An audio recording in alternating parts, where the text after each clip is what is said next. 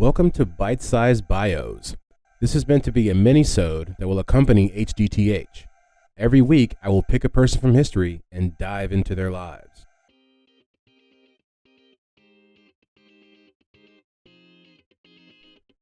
All right, welcome back to another episode of Bite-Sized Bios, BSB. This week, we are going to look at Rick Flair and do a bite-sized bio on him and find out just what makes old Nature Boy tick. Or at least find out maybe why he's so popular. I don't know if I do that either, but that is the goal here on Bite-Sized Bios, which of course is the mini episode accompaniment to How Did That Happen? In last week's HDTH, we talked about apartheid. And that was one of the first real kind of long-form serious topics that I really do hope to dive into as the podcast continues. That was always the goal when I started this podcast, was to just, because I'm a deep thinker. I'm always... That doesn't mean it's always smart, deep, or anything like that, but I'm always overthinking and always just thinking about different things. So I wanted to find a way, as I've said on the website, to just kind of have a little place where I can dump all all the different questions that I have about life in the world. And this is where I do that. I learned so much on this apartheid episode, just with the history of South Africa, which, like I said, that was almost half of the episode, because in order to understand apartheid, you have to understand the landscape in which it's occurring. You know, you have to know, like I make numerous comparisons during the episode between American racism and slavery and South African racism and apartheid. You can compare them, but they're definitely not the same. And only in some ways do I believe they're actually even similar. You know, I mentioned that one of the large differences that I thought was that, you know, in apartheid in South Africa, they put it on paper, which they did. And I say in the episode that they did do that in America as well. There was, you know, separate but equal and segregation and all that, but it was eradicated and it was done away with much more swiftly than it was in South Africa, which we see. I mean, that stuff, the laws and stuff that I was telling you guys about when it first went into effect in 1948 were the same that they were in the 1990 and or 1994. I think I saw when I want to mention that when I did the episode, I think I mentioned that apartheid ended in 1990, and there's some places that say 1994. I think what it really to kind of explain the difference, I believe it ended in 1990 when the old Prime Minister Kirkle, I believe his name is, kind of, you know, decreed that it would no longer be a thing, but it truthfully went away when Nelson Mandela 4 years later ran and became the first president, like democratically elected president, I believe, in South Africa under the ANC. I believe. I think that's what it is. I'm always trying to, you know, get the stuff correct. If I'm wrong, let me know. But yeah, it was. I thought it was a really good episode. I think to learn, because I've always wondered who the Afrikaners were. You know what I mean? Because I have a very limited, before this, and still now, I guess, a limited idea or understanding of how South Africa works and the history of it. When you realize that these Dutch people moved to Africa and called themselves Afrikaners, which Africans or whatever, like I don't know. It is a very interesting fact to learn. But now I understand it.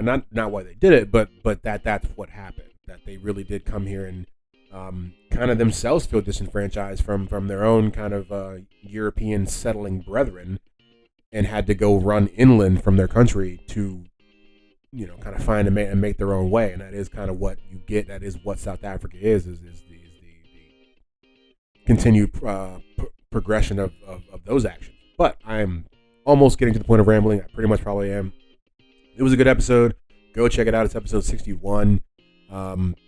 Hoping for some more good things to come this year, guys. I can't say I have started to record some conversations with people over the phone that I may or may not be making it in some of the episodes that come forward these next few weeks and months. Just trying to keep things changing up.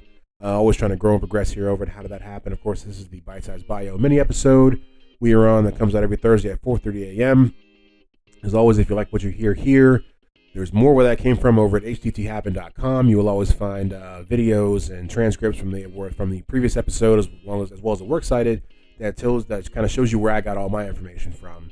If you want to rate this podcast wherever you're listening to, that's also great. If you want to give us 5 stars, that'd be awesome. If you want to give us 2 stars and tell us why you don't want to give us 5 stars, might even like that even better. I just kind of want to know what you guys think. But yeah, I think that I've rambled on long enough about whatever. So without further ado, as we know to do, here is the episode. All right. So today we are going to talk about Ric Flair. Learn about Ric Flair, and his actual name is up for debate. The original name that he had a very interesting lifestyle or childhood, or an interesting start to his childhood. I guess a good origin story, if you will. Depending on who you ask, he can either be called Fred Phillips, or Fred DeMari, or Fred Stewart, as far as what his first name was, because he would actually end up being adopted. And that's an interesting story that I don't think gets told enough. I've watched some videos, read some articles, and only one I had to look up and find out the real story behind his adoption. We'll get there. But that was his actual name before he was adopted. Once he was adopted, his actual name became Richard Morgan Fleer, and that's where you get the Ric Flair kind of thing when he goes into the wrestling ring. And this won't be a very wrestling heavy episode. I'm definitely going to mention some things because that's why he's famous. But a lot of stuff that I read just went from match to match and kind of explained to you why he's the greatest wrestler and all that stuff. And he, you know, from what I've watched and seen or saw, you could probably say he was the one of the greatest wrestlers to ever do it. But I just am more interested in, I don't know why I don't watch wrestling and I still know who he is. That's something that interests me, because they're people that are you don't think you're in their sphere, but you are, and he is. So we'll get back to him. So he was adopted by these people named Kathleen Fleer and Richard Fleer. So they basically just named him after his adopted father, and they would adopt him through what was called the Tennessee Children's Home Society. And what's wild about that is that they would actually, that place, the Tennessee Children's Home Society, would kind of come under fire and get the police would come in. They were doing some sort of like baby kidnapping operation, sort of thing. And if you've never heard of this, what was going on? Basically, they were selling babies that they may or may not have coerced out of young mothers that were, they coerced them into giving away their children. At the time, this was kind of a black market thing. There was definitely some under the table, behind closed doors thing. So when you say, oh, he was adopted by the Tennessee Children's Home Society, or that's who facilitated the adoption, what we'll come to find out is that the Tennessee governor, he launched an investigation into this entire thing. And after hearing about the fact that they were selling children, so they weren't giving kids up for adoption, they were selling children to these parents. The Tennessee Children's Home Society, which is a lot to keep saying, was closed in 1950. And the state of Tennessee actually sued the woman, Georgia Tan, who was running the entire thing. I believe they pressed charges. I don't think they ever actually stuck. They said she made almost $1 million off these babies, and it almost seems like we're going off. But this is the people who sold Ric Flair to his parents. We wouldn't have Ric Flair if she wasn't selling babies illegally in Tennessee in the 50s or whenever this guy was born. But it's interesting. Well, 1949 was when he was born, February 25th, 1949. I just thought that's the most interesting thing that I think I'm going to tell you about this man's life, because the rest of it is pretty, it's out there, but no one was talking about that. So he gets that happens. The family gets their child, their young Ric Flair, or Fleer. The family name is Fleer. And they move out to Edina, Minnesota, which is where he would spend most of his time as a child. He would actually end up going on to a boarding school in Wisconsin named Wayland Academy, where he would actually go to high school, and that's where he excelled in sports. He was going to even be a football player in college. There's conflicting reports as to whether or not he actually even did play. There's either said that he either signed a letter of intent to play with the University of Minnesota, or he actually was able to play a year. The jury is still out. But while he was in high school, he did things like football and track and wrestling. And wrestling was where he actually, he found the love there, I guess. And after he didn't play football, he went into a career in amateur wrestling, and that's where he kind of starts to become the Ric Flair that we know today. And his debut in pro wrestling was on December 10th, 1972. And this is like where I said, I'm not going to get into the whole, every match, this is how he got this championship. It's not really what this is about. He would go on to wrestle other wrestlers like Andre the Giant, Dusty Rhodes, Chris Taylor, Wahoo McDaniel, a lot of different people. He would go on to make a really big career. He would win. He wrestled under what was called, I believe, the National Wrestling Alliance. I don't at me, pro wrestling fans. I'm trying to get this together here. But he would do that in the early 70s, and that would lead him to kind of become an international name, because he would then go on to wrestle other international champions. But before his career really kicked off, he actually got into a plane crash in 1975. Everybody survived but the pilot, which is really sad. I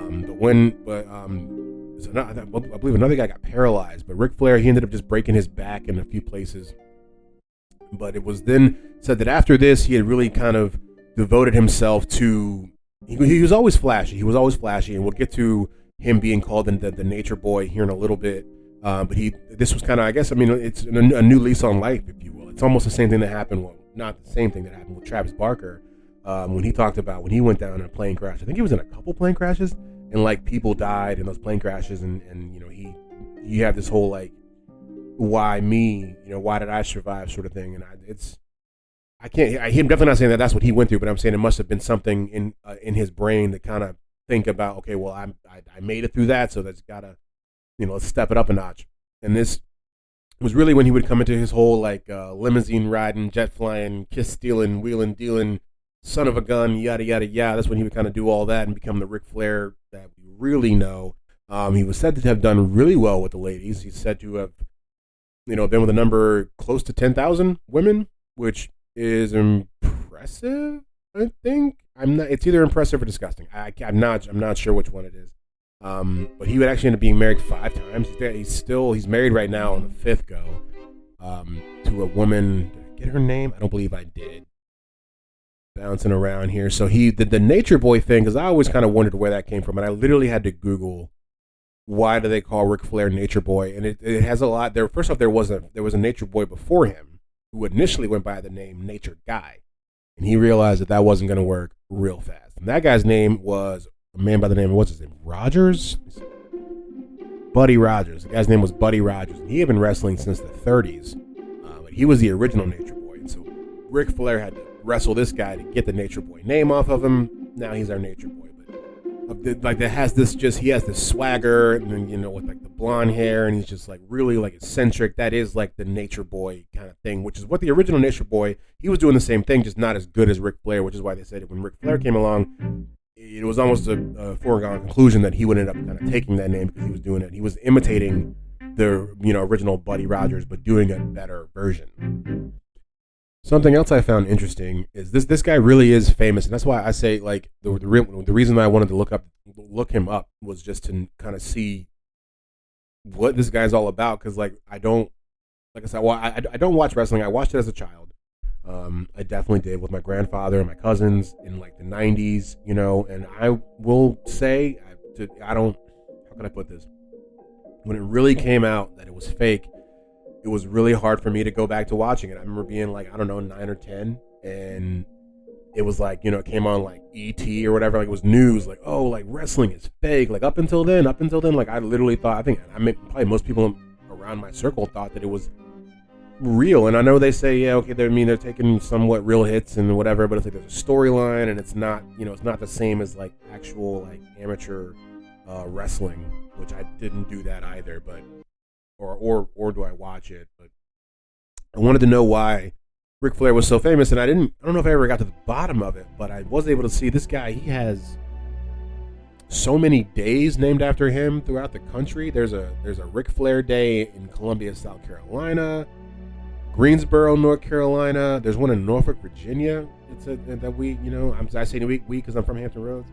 You know, that they did. There's Charleston, West Virginia, also has a Ric Flair Day. I mean, would you have ever guessed? I would have never. I had no idea that this man had so many. Myrtle Beach, also I think has a Ric Flair Day, and they also gave him the key to the city. That just feels right. Marion County, South Carolina, also gave him the key to the city. So this guy's got days, keys to the city. I mean, how many other wrestlers does The Rock have this many keys to the city? I don't think so. I don't know. I guess we'll find out next week. No, but like, yeah, he's everywhere. He even has his own comic book. What's it called? It's called Rick Flair, code name Rick Flair, and yeah, I mean, I would have never guessed he had his own comic book. I'm just, just trying to just give you all this information so we can all get a grasp of who Ric Flair is, who the real man is, and that may be. I mean, besides going into his actual wrestling accomplishments, and then, and then downing him, they say he was a big drinker too. Big drinker. He does. I don't think they say he doesn't drink anymore. But he drank for a long time and was a womanizer and all that stuff. I mean, that's